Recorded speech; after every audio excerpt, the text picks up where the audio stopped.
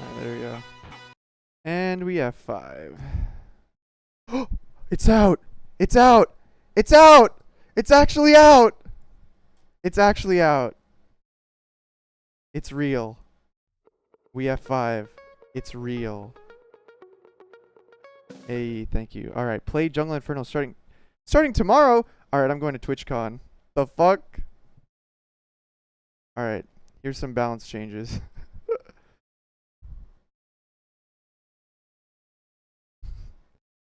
Alright.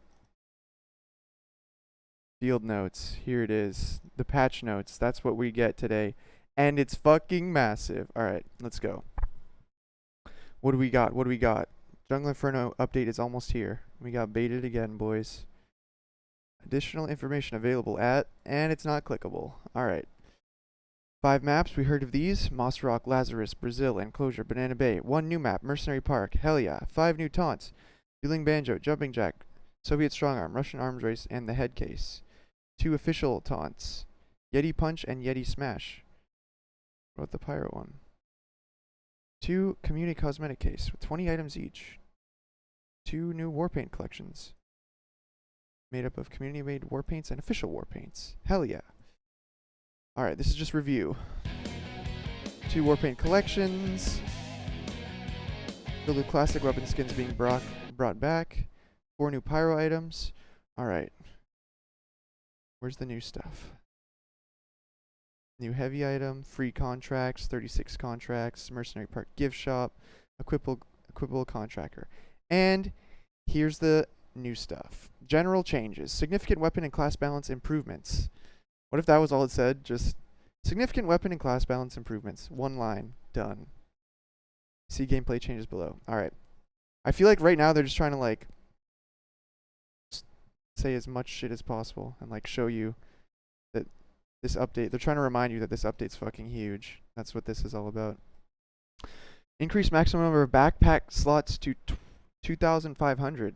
That's useful, especially after I just bought 200 hats earlier today. For hats for subs. I'm going to need that space, baby. I'm going to need that. Default voice codec now defaults to Steam Voice. Steam Voice is now using Opus Audio at a higher bitrate than the default CELT codec. Added a new voice audio high option. Damn, even better voice chat. Sweet. Fix engineer being able to store the gunslinger's melee crit for a future melee attack. Okay, I actually thought that's how it worked. I thought you had to like do it over and over. Like you could punch, then wait, then punch, then punch. I didn't know you had to like fucking do it repeatedly. Anyways. Fixed a bug where ammo from a picked up weapon could exceed the player's maximum ammo. I swear, there's always bugs that I've never even heard of. Fixed a bug where the dispenser would use different bounds checks for distributing ammo. Fixed a bug where the player model would not play the attack animation for some weapons that fire bullets. Are we talking rocket launcher bullets or what? Not sure. Fix the bottle, Scottish Handshake, and Neon Annihilator not having their models break on critical hits. Reddit rejoice. Fix some of the heavy's edible secondary items not having the model update when the item is eaten. Fixed a case where players could have multiple weapons visible at the same time. That happened for like the... Yeah, I think I've seen that, but not in first person. It's like in third person where there's a guy like holding a shotgun out to the side while he's firing a rocket launcher. I don't know. Fix some outdated tips. Cool. Manpower mode, of course. The most important thing to be updated. Knockout power-up now collects health pack health without subtracting their health bonus. Manpower mode gets updated more than the actual fucking real modes, man. Jesus. Fix engineers using Eureka effect to teleport out of hell. Fix announcer saying the tank is halfway through when a tank first spawns in MVM. Updated the palette of crates to only drop crates and not cases. Players that have their movement slowed for any reason now have a status icon appear on their HUD. Alright, so this was something that we saw in the balance changes before. Added first person inspect animations to all weapons. All weapons now. Before you couldn't inspect, fuck, what couldn't you inspect? Default weapons that weren't skins? Is that right? I don't know. Added a disconnect sound when the medic stops healing their target. Interesting. I wonder if you hear that, like, as the person being healed, or if everyone hears it, or what. That could be good for, like, the pocket soldier syndrome, where it's like, what the fuck, I'm not being healed. I Should be 300 health. It's like, yeah, bitch. Listen up. Added new sounds for the Family Business, Winger, and Frontier Justice. Updated sounds for Brass Beast and Opera Hand. Oh no, the new op sound. No. I missed the old op sound. No. Steam controller improvements. Oh, hell yeah. I'm fucking ready, boys. I'm fucking ready. I haven't actually used this thing since I bought it, not even once, so yeah, I don't care about that. Community request. Added TF_play rounds, TF_list rounds debug command to jump between mini rounds on multi-stage maps. Oh, interesting.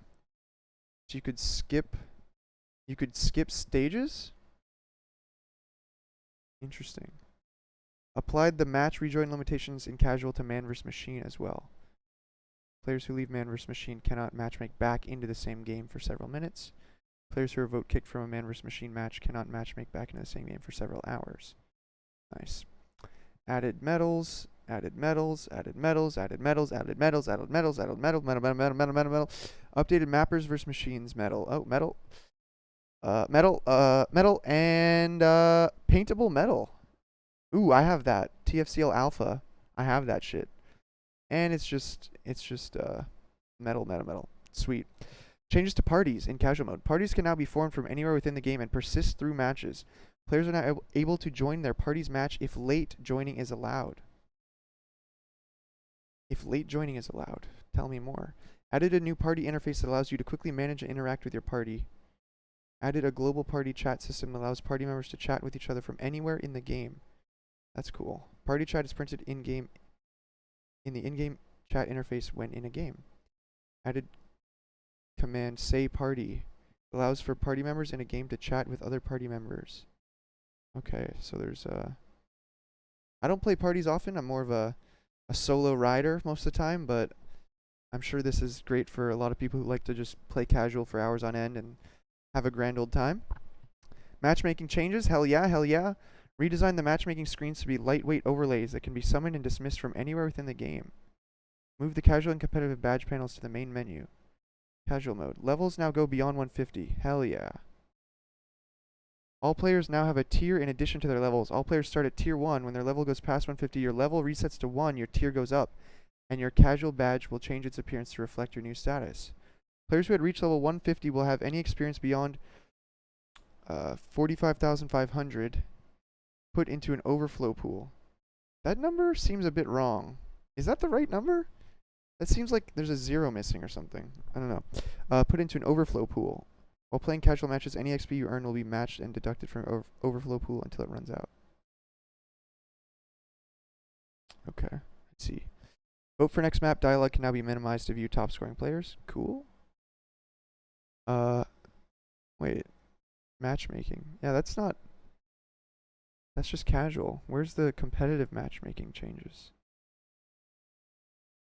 Competitive matchmaking. Competitive matchmaking.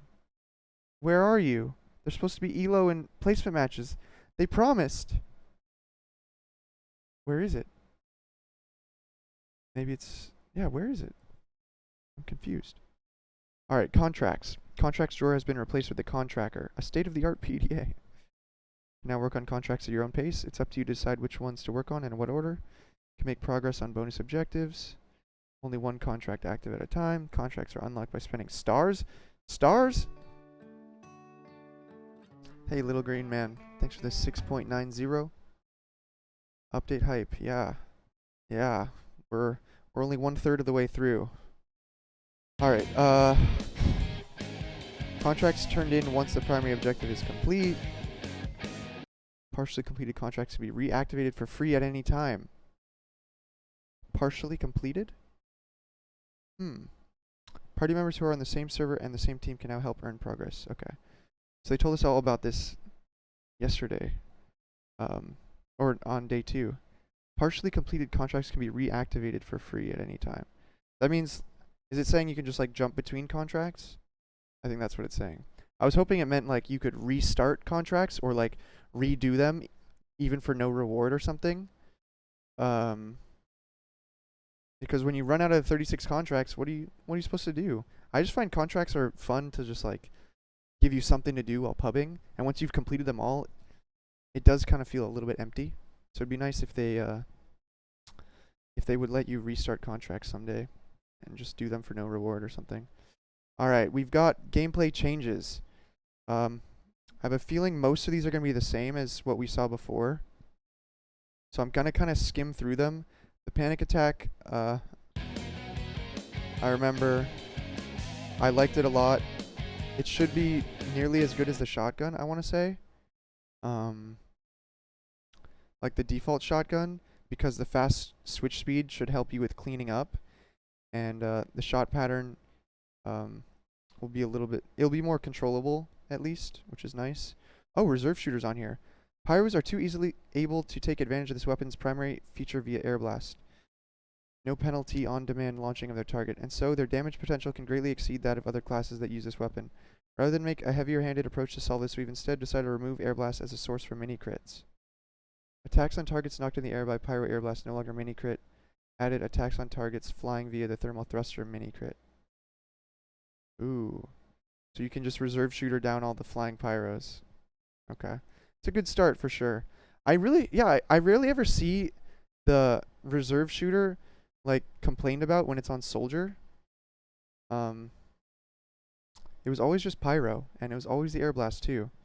So I guess that's a good start because less guaranteed death for getting air blasted. I mean, you already aren't going to be getting stun locked by the air blast, so maybe it already wouldn't have been as bad, but now it's definitely not going to be that bad.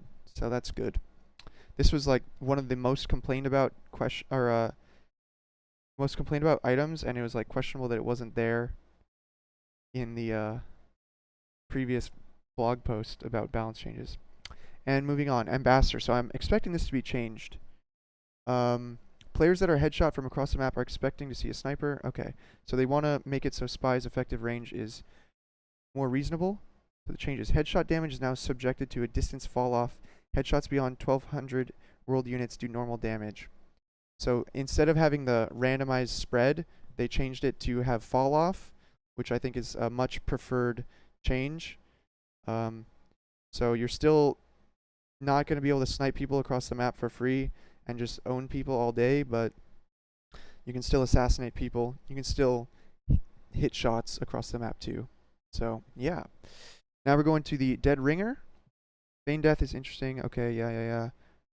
Rather than make it less interesting, let's make it more predictable to fight against. Changes ammo kits and dispensers no longer refill the Spy's cloak meter.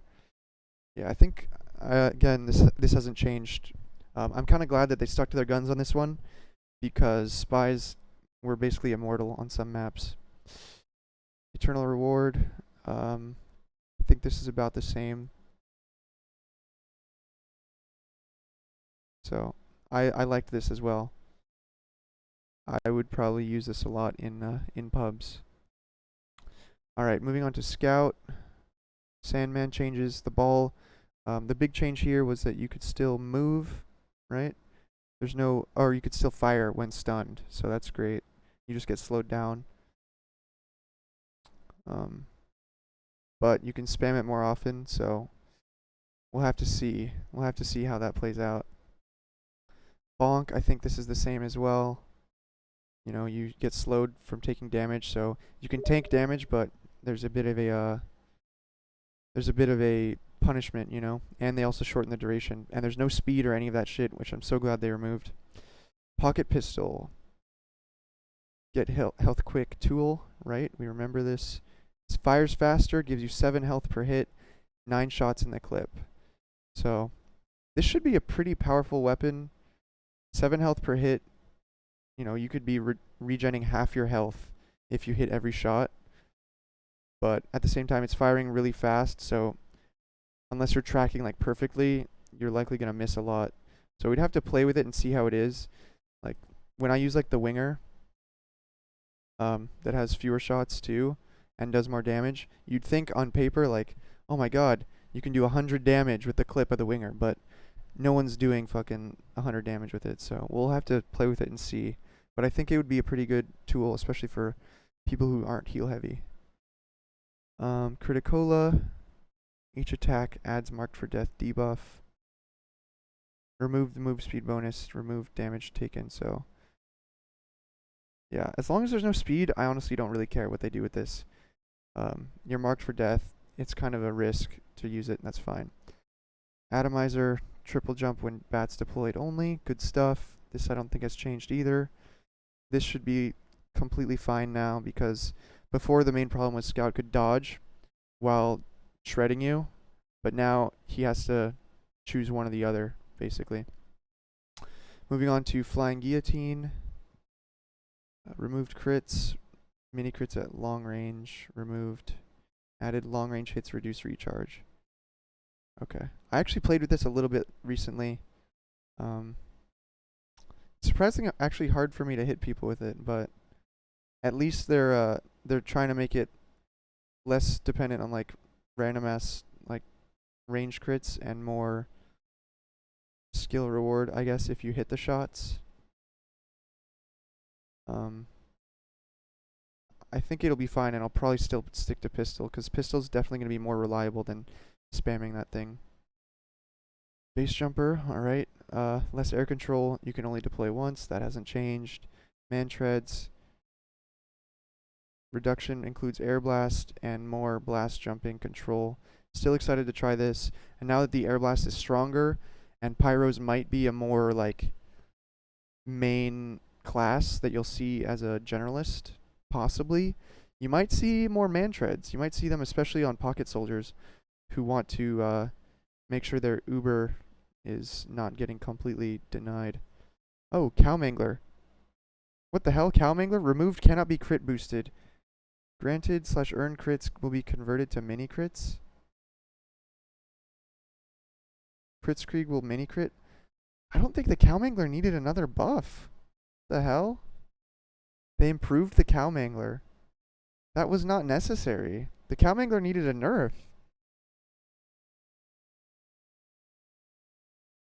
That's so strange. Alright, Righteous Bison. The weapon has been reverted to its previous design. Reddit rejoice! 20 damage per tick. This is necessary because the projectile is no longer limited on the number of times it can hit targets. Projectiles are no longer limited to the number of times they can hit the same target. Like, just repeated itself. Projectile velocity increased significantly. So this will be fun again. This will be fun again. Nice. These were the two items. The reserve shooter and the Righteous Bison that people were like, they're so obvious. Why aren't they in there? But now they're in there. Perfect.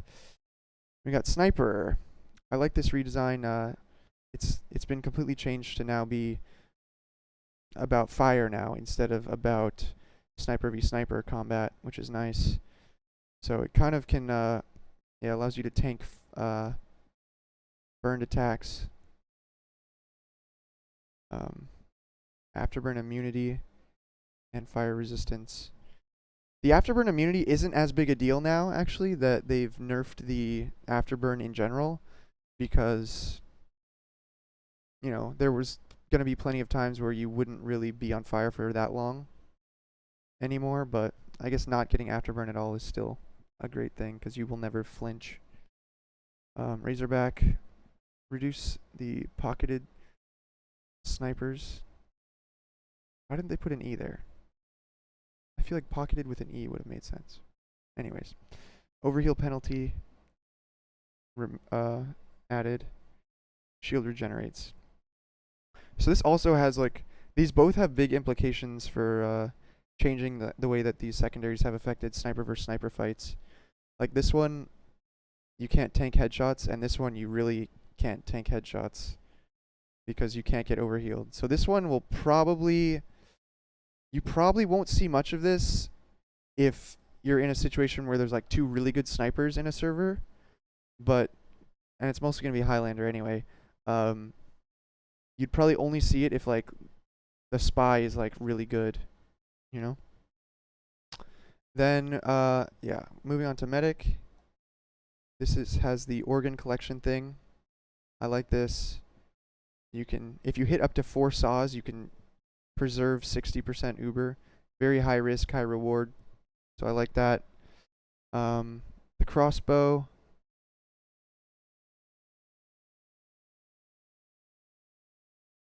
They just nerfed the building percentage rate, so it's not able to outbuild the medigun, hopefully, which was a pretty broken thing that most people didn't take advantage of most of the time, but it was abused only in the highest stakes matches. Every match that we played against Ascent, we used it. Every match that we played in like LAN finals, we used it. So it was just like an annoying gimmick that should never have existed. So this is an important change.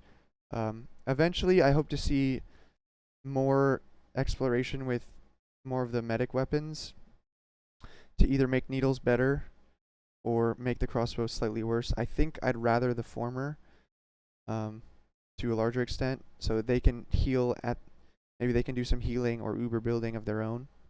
That'd be nice. And moving on to heavy, this was a pretty significant heavy buff here. So it's the spin up accuracy and damage penalty gets reverted if you've just been spun up for 1 second. And you can also maintain your ramp up if you stay spun. So that's a slight buff for heavy, which is nice. All right, and GRU, I think this is the same as we saw before. Heavy gains some mobility, but at the cost of health. This will be a very interesting item to see how it affects heavies getting to mid. Very curious to see how much health they have when they do finally arrive at middles. This is kind of like the mini GRU. Same thing. Depending on how severe this is, people will probably end up running this, because people already run to mid with the eviction notice, but I'd assume they'd be a little bit weaker now, which is probably a good thing. I actually had the displeasure of playing against a team that ran heavies to middle very often, and if he's a bit softer when he arrives, I think that would be pretty important. Still unsure what the regen rate is, though, so that's, yeah, we'll have to see. Fist of Steel. Downside of increased melee damage doesn't ever come into play. Okay. This again, I don't know. He gets healed less while active, healing rate penalty, so just to make him a little bit less tanky, I guess. Usually I only see this for like busting through choke points and capping points, so I don't know. It won't really make that big of a difference, I feel like. Though the overheal reduction might be nice if like that means if he's 450 and he whips it out, is it gonna like reduce it by 40%? That could be nice. Oh, they added the banana. I actually thought this weapon would be better maybe than the sandwich, just because you can drop health packs more often. Alright, moving on to engineer. These changes are the same as announced before. Oh, this is different. Double the amount of metal applied when upgrading buildings during the setup period. Only if you have the Rescue Ranger.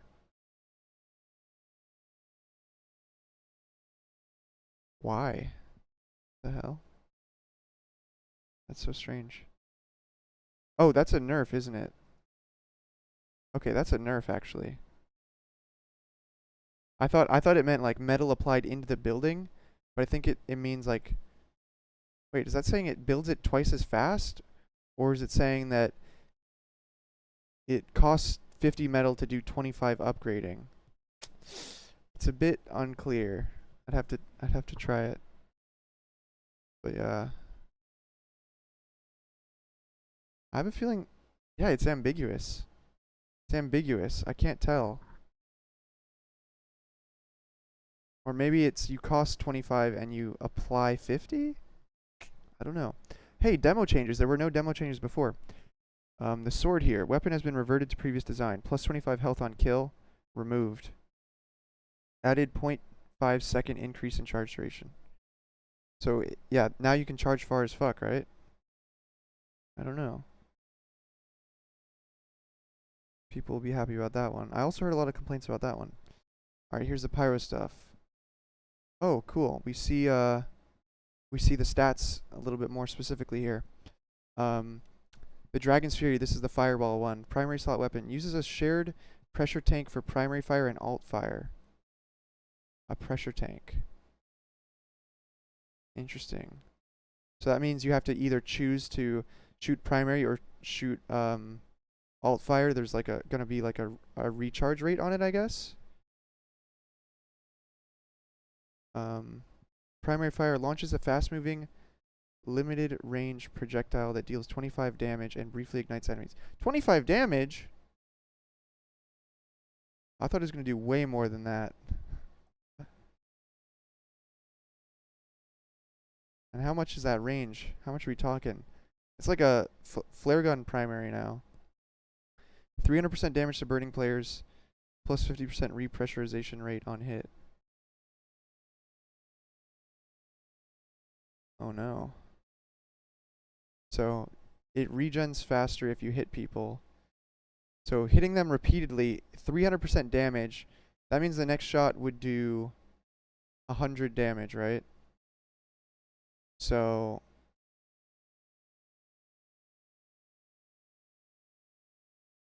I mean, you could two-shot people with it actually. So maybe it's not that bad. It's just like it's more of a combo type thing. I think that's I think maybe they're trying to preserve that aspect of I think they're trying to preserve that aspect of Pyro, that it's a combo. Not NA math, alright? Plus 300%. If you did plus 100%, you would add 25. If you did plus 200, you'd add 50. If you add 300%, you add 75. Enough. So that means you could do 25 and then 100 on your second shot. So you could two-shot people. Two-shot scouts, and then you could three-shot soldiers pretty easily. We'd have to see. And then if you air blast, it slows down your recharge. So you have to be a lot more careful for when you air blast. And I actually like that a lot. That's kind of nice. That way you can't just like set up easy two shots with the air blast probably. 125 damage for 2 hits. Hopefully it isn't overpowered. Yeah, hopefully. Hopefully it takes a lot of skill, but I mean, don't forget, guys. Seriously. I think a lot of people are going to see this and they're going to be upset. But Scout can two-shot people. Soldier can two-shot people. Demo can two-shot people. This has to be like a possibility if you want Pyro to be as good as those classes. So, I'm not like freaking out over this. I think that this could be necessary. So we'll see. Then thermal thruster, secondary slot item. This is the jetpack here. Fires a short duration blast that launches the pyro in the direction they're aiming. Oh, so you could fly horizontally, you could fly vertically, you can fly basically anywhere. Interesting. Deals 3 times falling damage to anyone you land on. Has a 1.1 second holster duration. So that means when you activate it, you can't fire for 1.1 seconds, I think, is what it's saying. Which is probably a good thing. So there's a lot more like timing to it. You have to choose when you want to use it and whatever. MVM upgrades. Able to relaunch while airborne, stun enemies when you land. Faster recharge rate. So that's MVM only. Interesting. Okay. So I wonder what the cooldown time is. Like they didn't really mention. Or can you just spam it or what? Like a very important thing to figure out is whether you can catch yourself before hitting the ground again, you know, if you can like pogo with it and like just keep bouncing, or if you're always going to be falling and hitting the ground again, or what. It's kind of unclear. Alright, gas passer, secondary slot, creates a horrific visible gas cloud that coats enemies. Flammable material then ignites into 10 seconds of afterburn if enemies take damage. Even pyros. It's still unclear if you throw it or if you just like spray it or what. Or how far it travels. Fuck. Still so confused. Enemies explode when ignited by attacks. Ooh, that's pretty good for MVM. Slap attack, speed boost when you hit a player, minus 20% damage penalty. Every successful slap is announced in the kill feed. Some people were memeing about this. But I don't see this being that useful. It's very rare that you're going to be taking melee fights. I don't know. Moving on to flamethrowers, better visual sync. Ugh. More consistent. No visual / damage mismatch. Super important. New particle effects. Applies to all flamethrowers. And air blast. Hit detection is consistent. Air blasting now factors in momentum. Existing velocities no longer cancelled. Players moving at the pyro at great speed will be reflected away at great speed. Oh, I see. That's interesting, actually. So it doesn't just preserve, like, the direction of your momentum. It's like the total, like, magnitude of your momentum gets preserved. That's cool. So if you bomb a pyro and you get denied, you're going to be really far away from him. Players moving towards or away from pyro will experience less or more push force. So if you're moving towards him, you get less. If you're moving away, you get more. Makes sense. Air blast causes target to have reduced footing and air control for a short period, no longer a flat stun, thank God. Now factors in upward angle. So it seems like there's a lot more emphasis if you like look at thermal thruster, crosshair placement's important, air blast, crosshair placement's going to be important. Never really been much of a thing for pyro. It's just always been like you just shoot straight forward all the time. But now there's a lot more nuance, I guess, in how you aim, which seems cool. And then push force increased. People are just going to be bouncing around, man. Fucking pinball TF2, I swear. We'll see how that works. That's the end. Afterburn. Flamethrowers no longer apply maximum duration afterburn on contact. Afterburn duration is based on how long the target is in contact with direct flames, starting at a minimum of 3 seconds and stacking to a maximum of 10 seconds. Minimum of 3, maximum of 10. Okay. Per tick afterburn damage increased to 4, for a total of 8 per second. Up from 6 per second. Oh. So afterburn does more damage but lasts less time. Flare guns apply 7.5 seconds of afterburn, resulting in the same total damage as before. Afterburn reduces all direct medic healing and resists shields by 20%. Wow, that's actually pretty big. This was previously applied by direct flames from all flamethrowers, but was moved to afterburn and slightly lowered. That's actually pretty huge, to be honest. That means, like, spamming the detonator or whatever and like just setting as many people on fire as possible will really hurt their health a lot. So that also, I think, makes pyro a more viable class for sure, because now he's got mobility, potential 2-shot weapon. Honestly, the flamethrower might even be badass as hell right now, because what is this?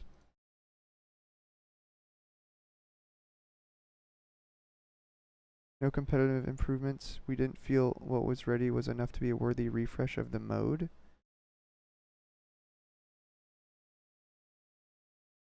Ah, weird. But yeah. Fuck. That is kind of sad that there's no competitive changes. I really thought they were gonna do that. They like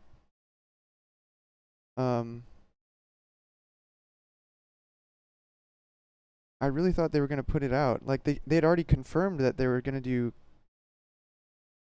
elo and placement matches. Darn. That's kind of yeah, it's kind of upsetting. I don't know. But all the other stuff is good. I'm happy about it. I like the pyro stuff. I like the campaigns. I like all the balance changes. But I was really looking forward to the competitive changes. Kind of disappointed that it's not there, I suppose. But I will accept it. They said that the changes weren't enough. Hopefully that means that they'll still be coming soon enough. And yeah. Well, I'm excited to play it tomorrow. I'll try and be here to play it when it comes out and test everything. But since it's not here tonight, I actually think I should probably head over to TwitchCon and try and catch the remainder of the evening's festivities. And I'll try and be back tomorrow, if I can, in the afternoon. Alright, guys? So